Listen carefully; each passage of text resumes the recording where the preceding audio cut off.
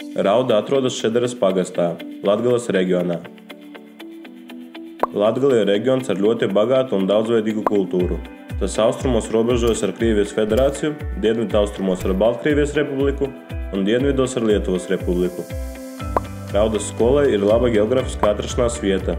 Pagasta centrs atrodas Šederes ciematā, 12 km attālumā. Novada centrs Daugavpils pilsētā, 35 km attālumā. Ēka tika uzcelta 1934. gadā. Skolas platība ir 1327 kvadrātmetri. Īpašums sastāv no 2 zemes vienībām.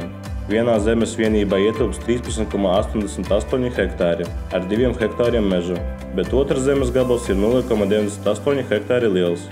Lielajā zemes gabalā atrodas skolas ēka, garāža, pagrebi, šķūnis, ūds, mācību darbnīcas, pirts un noliktava.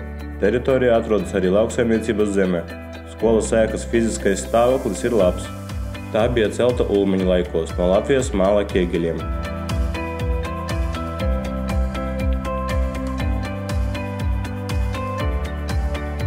Ēka ir centralizētā ūdensapgāde, elektroapgāde, kanalizācija, ir uzstādīta automātiskās ugunsaizsardzības sistēma.